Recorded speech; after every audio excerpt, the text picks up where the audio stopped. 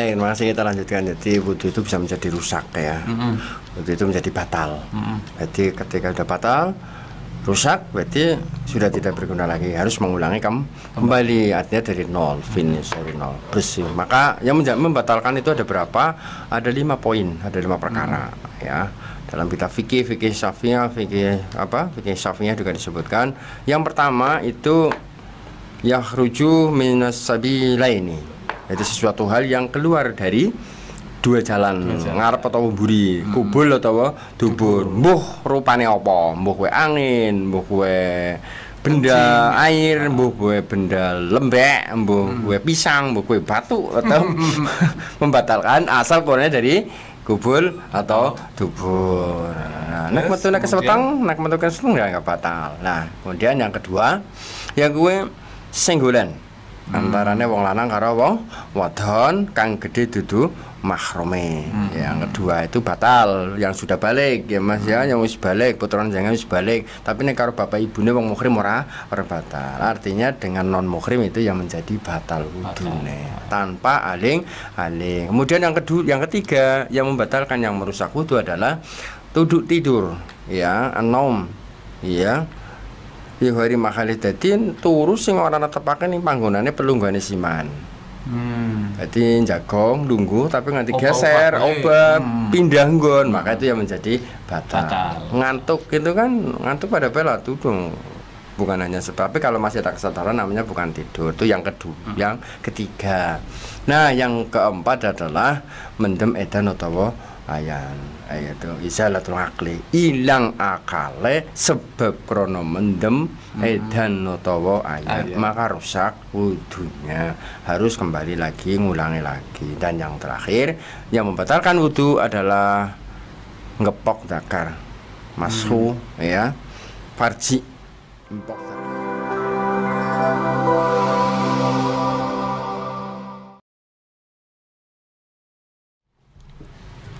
Assalamualaikum warahmatullahi wabarakatuh. Waalaikumsalam warahmatullahi wabarakatuh. Alhamdulillahirrabbilalamin. Alhamdulillah kita hari ini bisa berjumpa kembali di podcast Ceria, cerita ilmu dan agama.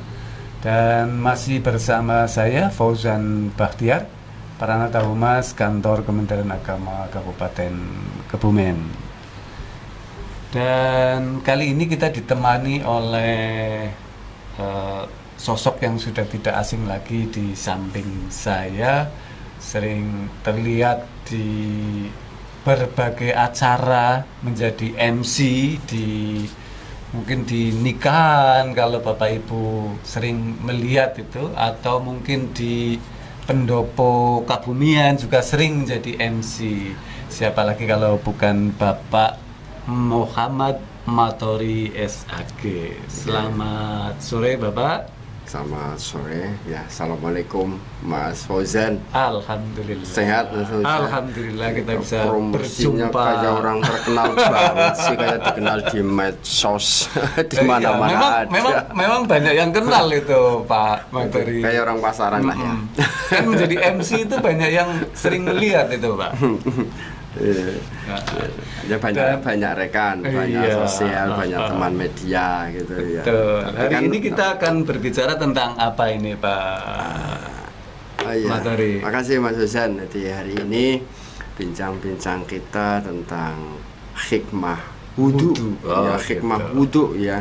Jadi setiap orang itu kan bagi umat Islam melaksanakan wudu, tapi sebenarnya wudu itu kan ada hikmah yang sangat besar. Bukan hanya sebatas seolah-olah mau sholat, seolah-olah hanya mau melaksanakan rukun yang hubungannya dengan ibadah. Mungkin bisa langsung disampaikan ke sahabat Ceria, wudu itu sebetulnya apa sih itu Pak Matori itu? Jadi sahabat Ceria, jadi bincang soal ini wudu. Jadi orang mungkin sudah tidak asing dengan bahasa wudu, tapi kita perlu makna tarifnya. Jadi kalau yang jelas kan jenenge wudu kan yang usap rai, terus usap tangan, membasuh muka dan sampai dengan kaki dan sebagainya. Jadi Kalau kita melihat, kita harus tahu dasar hukumnya. Jadi wudhu apa sih sebenarnya? Kalau kita melihat pada bahasa kita kan, wudhu itu sebenarnya sebuah amal, bagian dari amal ibadah, tetapi yang harus memenuhi syarat dan rukun tertentu. Itu yang harus dipenuhi. Makanya wudhu itu sebenarnya sebuah ibadah. Nah, ketika itu wudhu bisa menjadi wajib, bisa dilaksanakan, tapi wudhu itu bisa menjadi sunnah karena kepentingan, ada hikmahnya. Jadi kita melihat ini, kita melihat pada referensi ya, kita melihat pada referensi yang dinukil oleh Imam Nawawi. Jadi kitab Nawawi itu judulnya Al-Majmu' Syarah Muhadzab. Jadi mengatakan secara bahasa, harus secara lugha, bahwa wudhu itu berasal dari bahasa Arab. Ya, wudhu itu kan dari bahasa Arab. Tapi itu sudah ditransformasi ke Indonesia sebenarnya. Artinya ya wudhu. Gitu. Ya wudhu. Aku mau wudhu kan sudah transformasi sebenarnya. Tapi wudhu itu sebenarnya bersumber dari asal bahasa Arab yang berasal dari kata al-wadu'ah. Wadu'ah memberi yang bermakna dengan an-nadzofah, ai bermakna nadzofah. Jadi auto itu membersihkan ya. Bersihan, kebersihan ya. Jadi wudhu itu adalah maknanya adalah kebersihan. Itu secara takrif lughawinya. Jadi orang mau wudhu berarti sebenarnya mau bersih. Saya mau wudhu berarti mau bersih itu loh. Jadi orang mengatakan mau bersih, mau nadzafah, tapi orang mau bersih belum tentu wudhu. Karena wudhu itu harus memenuhi syarat dan rukun, itu baru bisa dikatakan wudhu. Tapi orang, aku mau wudhu raup-raup tok, kan sama aja sebenarnya, raup tok, membersihkan kan, membersihkan kotoran yang ada di tangan atau kotoran di kaki itu loh, bisa dikatakan wudhu. Tapi kalau tidak memenuhi syarat rukun ya wudhu, itu bukan kategori wudhu dalam fikih. Jadi orang mengatakan aku mau wudhu dulu, kan ada orang sekarang udah mengatakan ini Mas, jadi aku mau wudhu dulu, jane arep apa sih? Mungkin arep bersih tok, kadang mau cebok tok, aku mau suci, kadang ada mau suci, ada lebih lagi aku mau suci. Nah, mau suci apa? Ada mau suci ya mau bersih-bersih itu maksudnya. Tapi kalau yang dimaksud dengan wudhu, maka secara secara takrif, jadi secara istilahnya, jadi wudhu itu disebutkan juga dalam Imam Nawawi itu, wudhu adalah sebuah aktivitas amal khusus yang diawali dengan niat. Ya, diawali dengan niat yang harus memenuhi syarat, harus menggunakan air, dan air itu juga harus suci dan juga harus ya, air suci dan mensucikan. Jadi secara istilah, jadi menurut Muhnil Muhtaj disebutkan itu amma fi syarhi fa huwa af'alun makhsusatun muftahatun binniyah. Jadi wudhu itu perbuatan khusus yang diawali dengan niat, kemudian menggunakan air meratakan sebagian anggota badan yang khusus. Itu orang biur kayak adus, tapi ada ketentuan khusus. Itu yang disebut dengan wudhu. Nah, ini diambil dari hukum, dalam hukum disebutkan di Al-Qur'an disebutkan kan, wa ing ya ayyuhalladzina amanu idza kuntum ila sholati fahsilu wujuhakum wa aydiyakum ilal marafiq wamsahu bi ru'usikum wa arjulakum ilal ka'bain. Itu yang menjadi dasar fikihnya wudhu. Itu ada yang menjadikan dasar rukun, bahwa bagian dari anggota-anggota tubuh yang wajib untuk dibasuh dengan air itu definisinya wudhu. Orang sekarang itu mungkin sudah tidak asing, bahkan tidak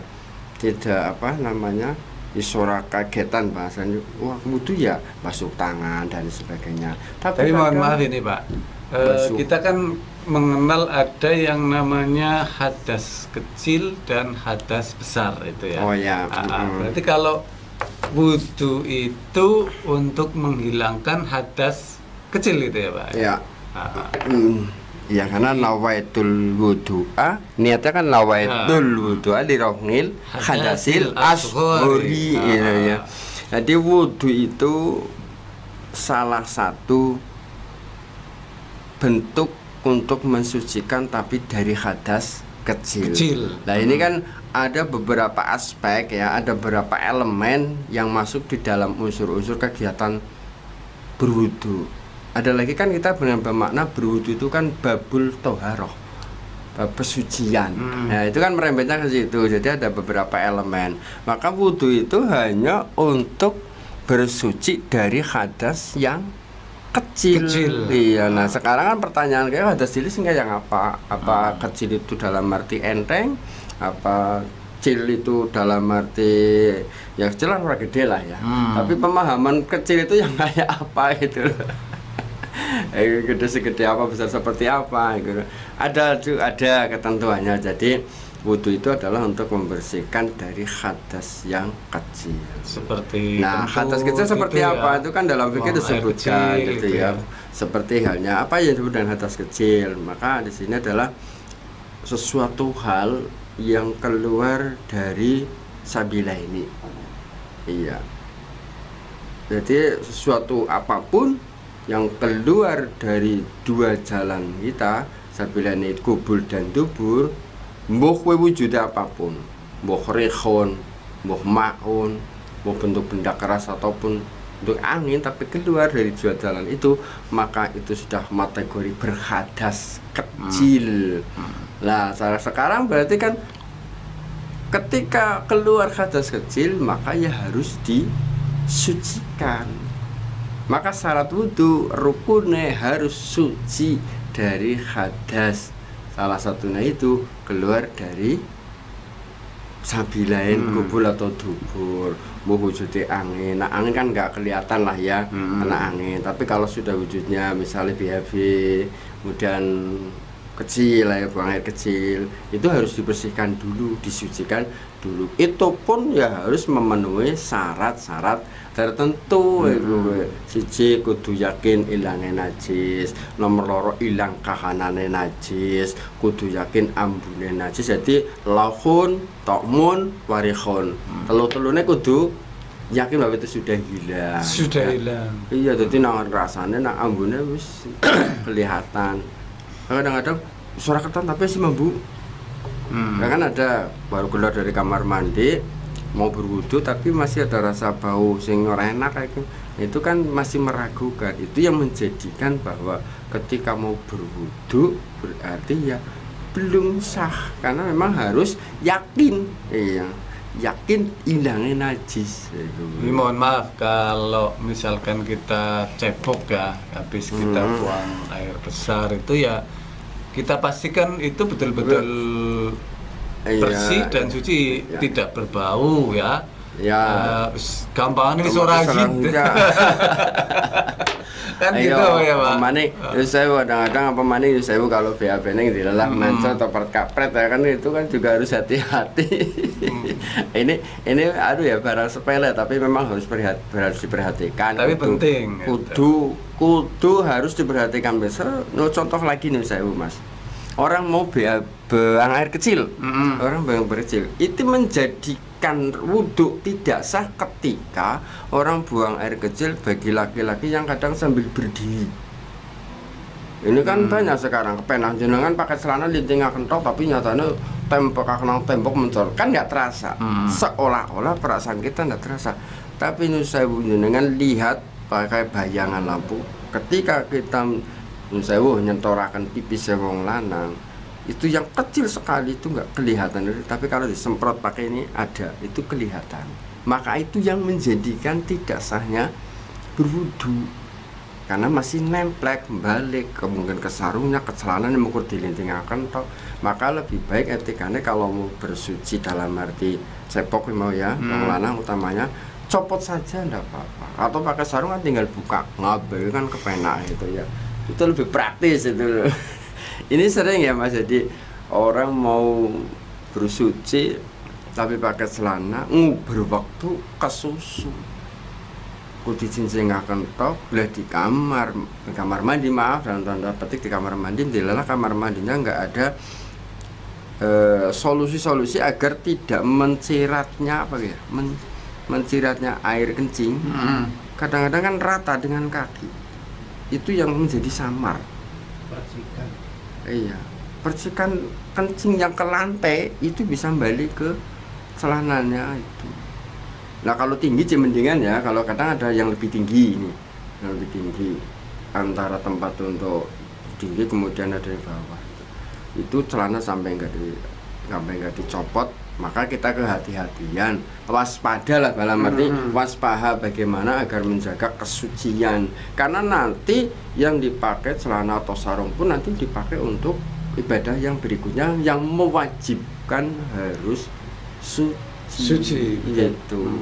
Itu tadi kalau merembet masalah hadas ya, jadi hadas kecil ada hadas besar. Nah hadas kecil itu adalah salah satunya adalah buang air kecil gitu ya, buang itu. Kemudian nyenggol kulite Lawan lanang jenis. wadon lawan jenis yang bukan Bukan muhrim itu juga termasuk bisa membatalkan wudhu. Jadi wudhu itu dari beberapa hadas kecil itu.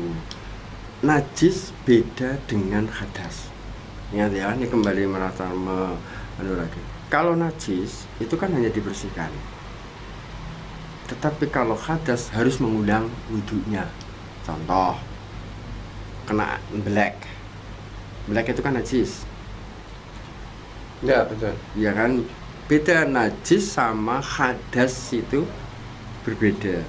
Kalau hadas adalah dari dalam diri kita, yang dari itu contoh satu yaitu keluarnya salah satu milah hadis sabila ini. Kemudian yang kedua nyenggol kulit wong dan kang gede dudu mahrome. Yang ketiga turu an-naum, yang di situ adalah sing orang netepaken ing dalam tempat pelungguhane. Jadi lungguh wong seseorang tidur ya, tapi dia berpindah dari tempat posisinya itu bisa membatalkan wudhu. Ya kan. Jadi contoh wong Jumatan ya ngantuk kayak gitu kan banyak ya Mas ya. Jumatan ketemu tong lupa banget khutbah gini. Tapi antang ketika sudah ngantuk konjengking, ini juga geger apa balikin lendre ya, berarti kan sudah posisinya sudah pindah, itu sudah batal wudhunya gitu. Maka itu juga wajib untuk batal apa wudhunya wis batal kudu baleni mending gitu. Oke, gini Pak. Kita sudah sampai ke batalnya wudhu ya, tapi kita belum berbicara tentang syarat sahnya wudhu mungkin. Bisa dijelaskan ke pemirsa yang ada di rumah untuk syarat sahnya wudhu. Jadi pemirsa, jadi kembali kita ke persoalan tadi, definisi dari wudhu itu kan adalah sebuah amal atau perbuatan yang harus memenuhi syarat dan rukunnya gitu ya. Nah syarat sahnya wudhu apa? Wudhu itu kan harus sah karena kepentingan wudhu adalah untuk melaksanakan ibadah. Siji nggo salat ya, nomor loro nggo tawaf. Niki sing kudu wajib wudhu. Ya. Kemudian orang maca Quran itu ada sebagian pendapat tidak wudhu tapi tidak suci.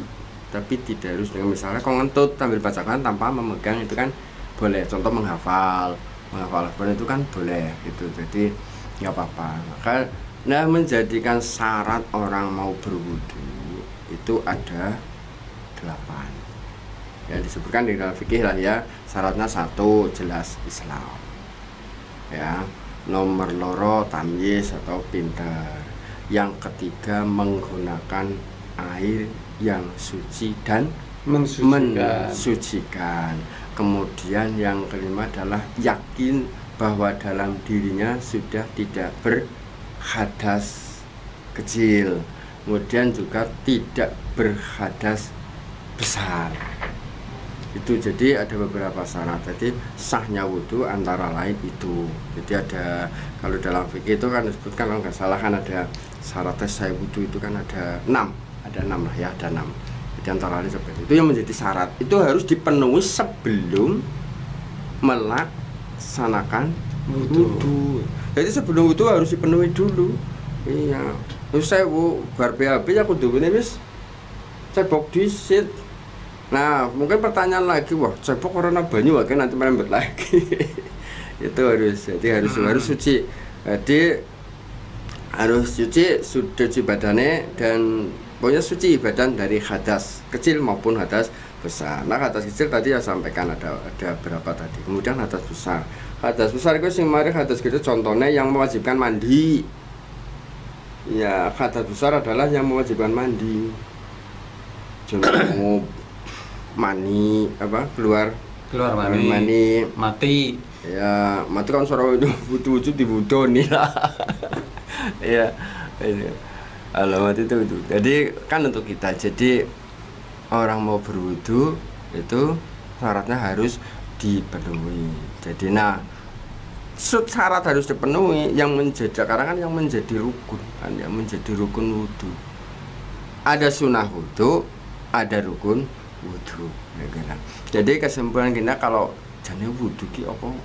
Wudu itu adalah salah satu amal yang menjadikan sebuah syarat tertentu untuk berlakunya sebuah amal yang disyaratkan menjadi ya rukun, bagian dari rukun dan syarat untuk melaksanakan rukun.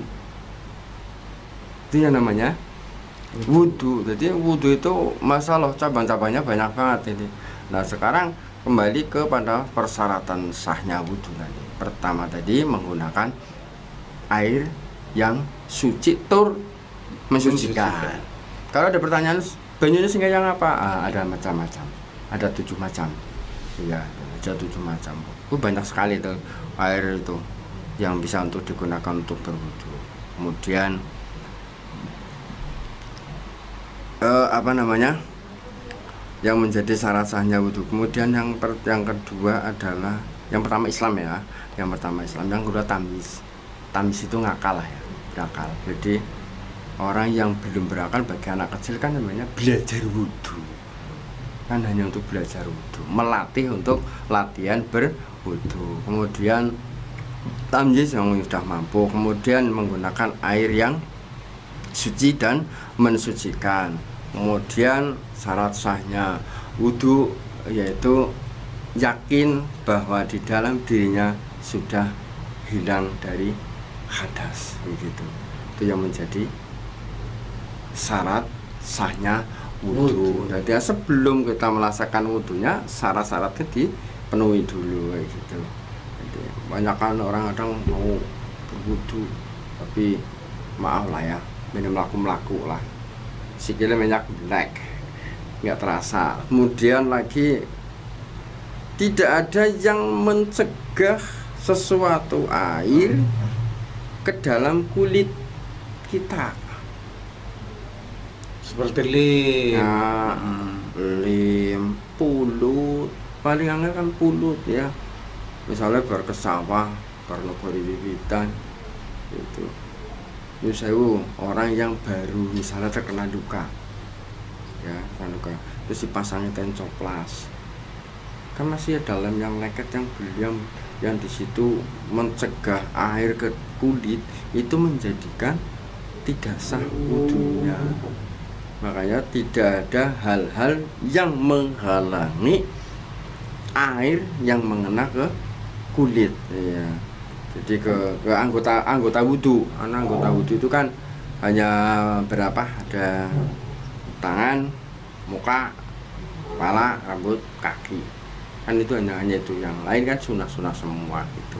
Jadi itu yang menjadi syarat sahnya untuk melaksanakan wudu, begitu. Jadi ketone sepele Mas Fauzan gitu, ketone sepele. Tapi memang itu bisa menjadi dasar ketika, karena memang itu bisa menjadi rukun, karena wudu itu menjadi rukun ketika mau melaksanakan sholat, mau tawaf.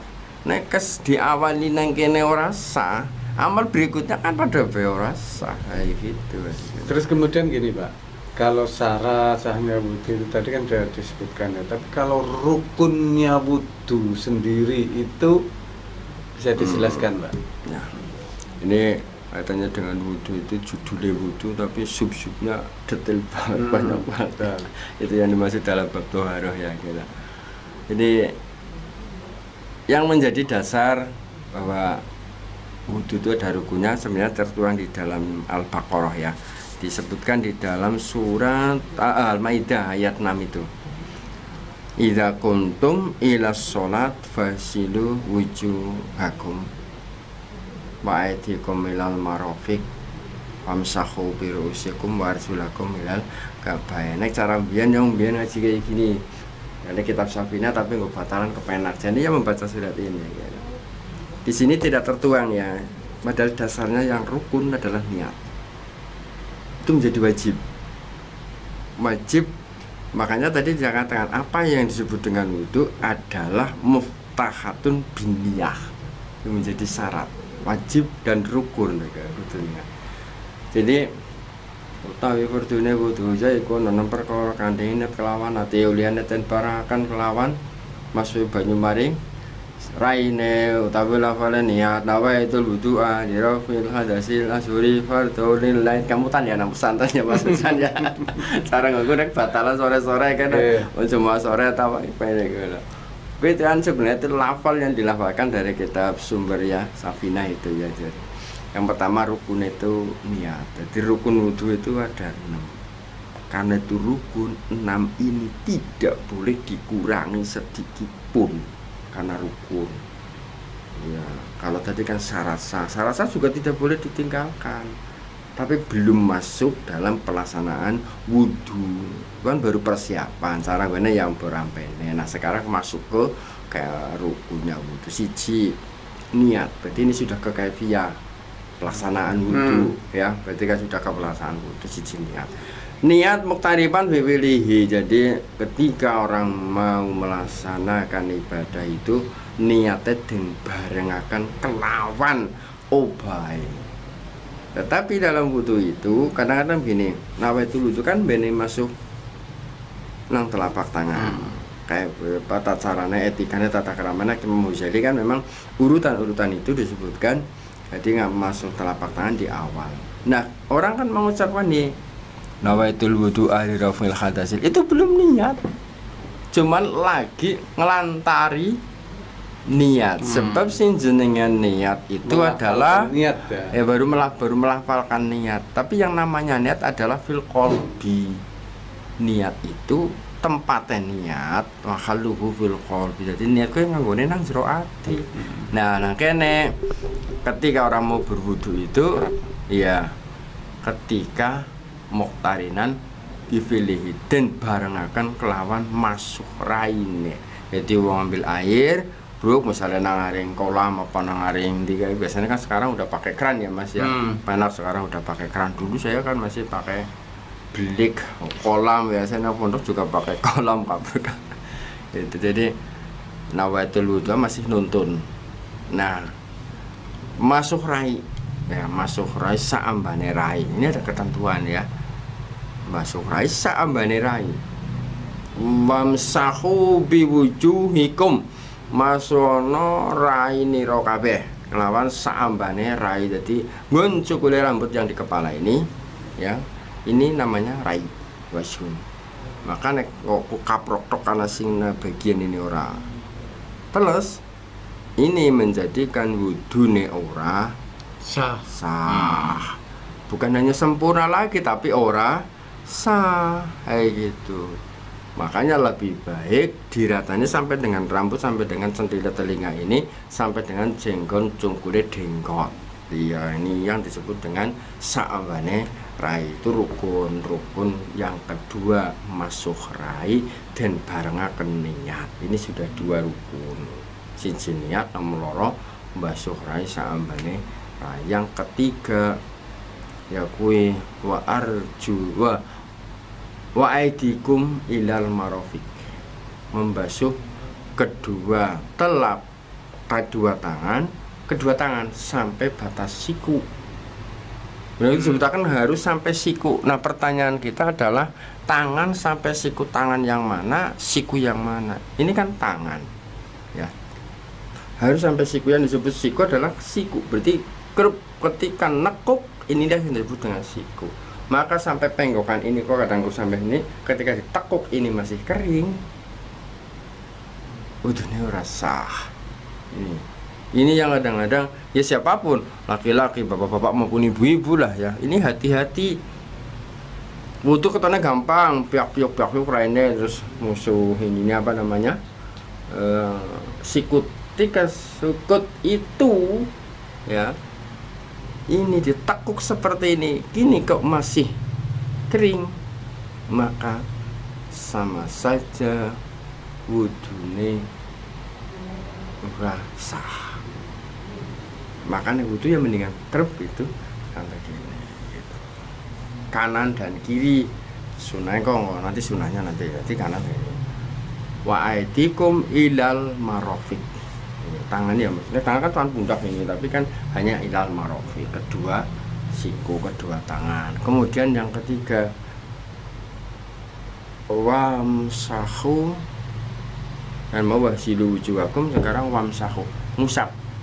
Ngusap itu kan hanya dengan sekecil sebagian kepala, wamsahu biruusikum, ngusap sebagian kepala sekalipun di situ rambut satu, sah hukumnya.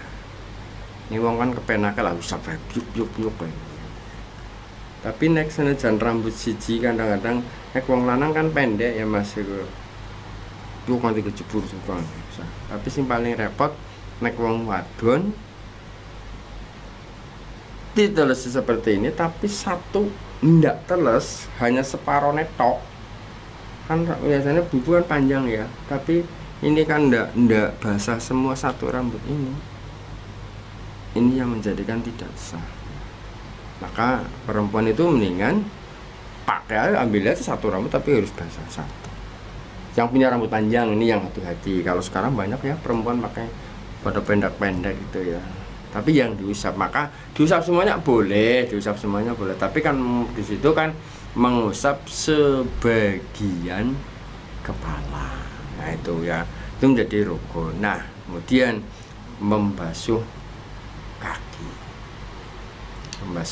kaki, warjulakum ilal ka'bain, jadi masuk sikile loro sarta wanglune karo. Wanglu itu mata kaki.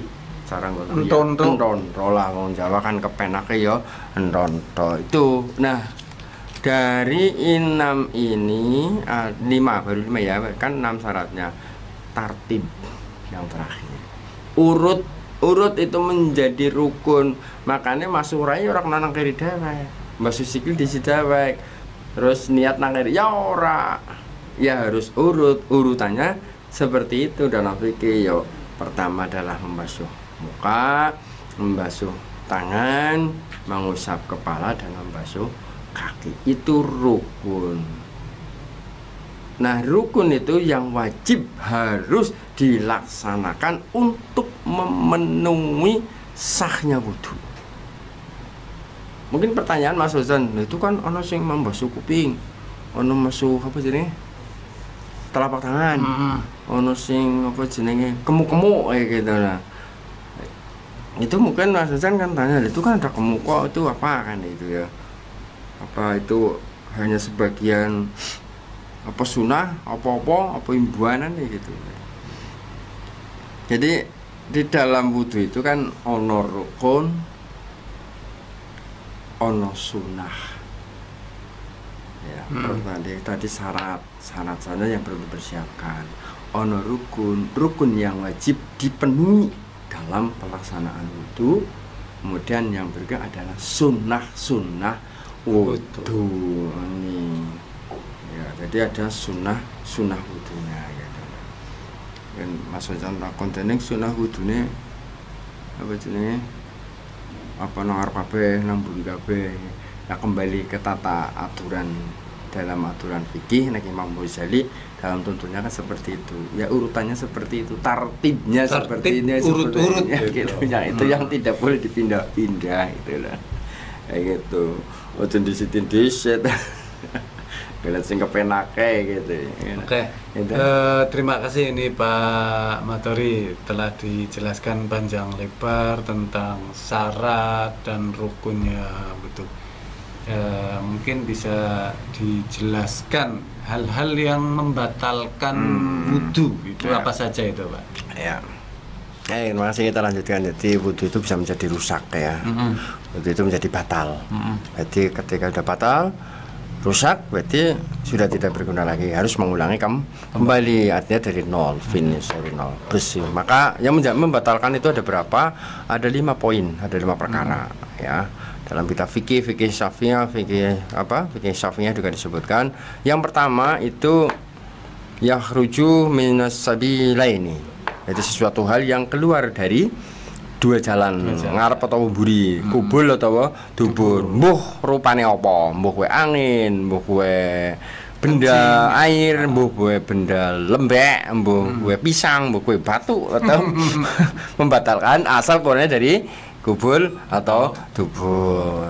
Nah, nak metu nak kesepetang, nak metu kesepetang nggak batal. Nah, kemudian yang kedua, yang gue senggolan antarane wong lanang karo wong wadon kang gede dudu mahrome. Yang kedua itu batal, yang sudah balik ya Mas ya, yang wis balik, putrane jangan wis balik, tapi nek karo bapak ibune wong muhrim ora batal. Artinya dengan non muhrim itu yang menjadi batal wudune tanpa aling-aling. Kemudian yang ketiga yang membatalkan, yang merusak wudu adalah tidur ya, anom ya. Hari makhalidatin turu sing ora netepake ning panggonane pelunggane siman. Jadi jagong nunggu tapi nganti geser, obah pindah nggon, maka itu yang menjadi batal. Ngantuk itu kan, ngantuk pada bela tudung. Bukan hanya sebab, tapi kalau masih ada kesadaran namanya bukan tidur. Itu yang kedua, yang ketiga. Nah, yang keempat adalah mendem edan utawa ayan. Itu izalatul akli, ilang akale sebab krono mendem edan utawa ayan, maka rusak wudunya, harus kembali lagi, ngulangi lagi. Dan yang terakhir yang membatalkan wudu adalah ngepok zakar, mashu ya, farji, empok zakat atau farjine putune anak Adam, laki-laki atau perempuan ya. Kalau laki-laki yang farji atau putune zakar atau farjine zakar berarti wong lanang, farji berarti wong wadon, tapi bi epek-epek lawan epek-epek nek gegere ora batal, gatel deh kalau tapi geger ora batal. Atau galing-galing yang sarung ora batal ya. Tapi 5 hal yang membatalkan wudu itu ada 5 hal. Iya, 5 hal itu yang harus dipelihara. Makanya orang itu yang menjaga dari kentutnya, jangan senggolan. Karena biar lebih bisa digunakan untuk beberapa kali ibadah. Sebab sholat itu menjadi syarat ya, harus berwudu. Itu jadi 5 hal itulah yang bisa merusak wudu atau disebut dengan membatalkan. Baik, Pak Matari. Terus kemudian ini yang terakhir mungkin yang saya ajukan pertanyaan. Hikmah wudu itu sendiri. Ya. Ini yang terakhir ya Mas ya. Ya, jadi kalau kita mengambil dari hikmah itu, saya mengambil sebuah kisah ya. Kisah saya sampaikan, ada seorang ulama besar ya, dia selalu memelihara, mengistiqomahkan wudunya, Pak. Jadi dengan wudunya dia terjaga dari segala perbuatan jenis apapun kemaksiatan. Kebetulan dari sisa ini ana wong dia tuh berjalan-jalan tapi ketemu WTS ya, penjual itu ya, penjual itu apa namanya caranya ya, itulah iya penjual. Nah, ketemu di jalan, tidak dirayu-rayu, sudah janjian, sudah kena kontrak, sudah siap bayar. Tapi ketika sudah masuk kamar, si laki-laki itu tidak jadi karena dilindungi oleh wudunya. Karena setiap wudu menjadikan malaikat yang memelihara setiap diri dari perbuatan maksiat. Dan alhamdulillah tertolong orang ini, orang alim ini. Sudah mau masuk dan sebagainya, bahkan sudah ganti baju nusewu, tapi nggak jadi main karena ditolong oleh wudunya itu. Maka orang ulama tadi lari, Pak. Nggak jadi, padahal sudah bayaran. Nah, ketika lari, wanita tadi panggil-panggil, Fulan, ini dene ora sida bayarane piye? Wis ngono PN wae, kowe ora apa-apa wis. Aku boleh akhirnya pulang. Nah, sampai di rumah sholat sunat toba ya. Ketika sedang sholat, ternyata wanita itu tadi duduk-duduk datang gitu loh. Datang, assalamualaikum ceritanya kayak gitu, kisah singkatnya. bahwa orang ini sebenarnya kepengen tobat, kepengen ngaji karo balekaken duwite wong ora tinggo gitu. Tapi bareng sampai di sana dibuka saking kagetnya, saking wedine mati si kiainya, tertolong maka gitu. Masya Allah. Lagi ini kepriwe nyembah karo balekna duwite urung sida tinggo karo njaluk tobat men aku bisa melu ngaji gitu. Lah usut punya usut. Singkat cerita, golek tonggo informasi ternyata orang tadi punya saudara laki-laki sudah berumur tapi belum duwe bojo. Lah itu yang mengisahkan dari hikmah orang yang memelihara wudhu, memunculkan ternyata yang itu ada kisah riwayat seorang alim yang dari Mesir. Itu ada kisah riwayat seperti itu dari gara-gara seorang zina tapi terus ngaji bersama orang yang suka dalam wudhu. Terus tapi ya jangan diambil garis besar ya. Nek kayak gue ya di situ wudhu ya orang bisa belum tentu, tapi ada sebuah kisah wudhu. Kemudian ini saya tuh ambil hikmah orang yang memelihara wudhu itu kisah dari pahlawan Indonesia. Jadi pahlawan Indonesia itu yang namanya Jenderal Sudirman itu selalu memudawamakan wudhunya. Itu salah satu kisah yang masyhur pahlawan kita aja selalu menjaga. Nah hikmah dari itu ada 3 hal. Pertama, menghapuskan setiap dosa kecil. Setiap wudhu itu menghapus dosa kecil. Apa ya, yang menggelincirkan dosa yang ada di badan kita, dosa-dosa kecil dari badan kita. Dan termasuk ada hikmah, nek wudhu kan minimal kotoran yang ada di badan hilang, dan sebagainya itu. Kemudian itu yang berikutnya adalah yang kedua, ini bahwa orang yang berwudhu itu senantiasa terbuka pintu surga. Ya, ini diriwayatkan dari sahabat Umar bin Khattab. Ya, ma minkum min hadin yatawaddoa fal yuballi yusbihul wudu yaqulu asyhadu an la ilallah ila akhirih yadkhulun illa futihat abwabul jannah. Kesimpulannya seperti itu. Jadi orang yang senantiasa melaksanakan wudhu itu dibukakan pintu surganya. Kemudian yang terakhir, hikmah daripada wudhu adalah bahwa wudhu itu setiap anggota yang terkena air wudhu akan memancarkan sinar keuluhiyahan.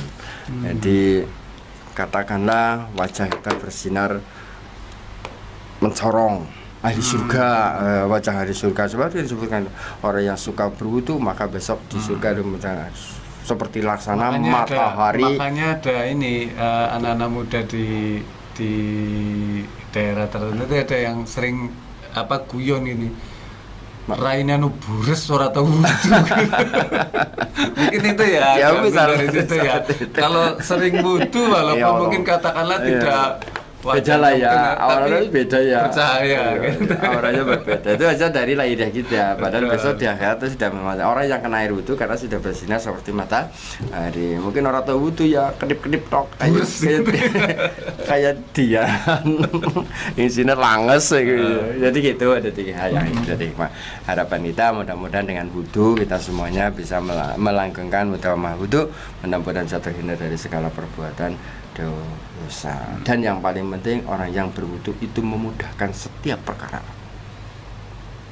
Memudahkan setiap perkara. Yang saya alami seperti itu. Orang yang berwudhu akan bisa ngerewangi ngoceti bola brundet bahasa temannya. Menangkan gitu ya. Bisa menangkan hati, salahnya itu.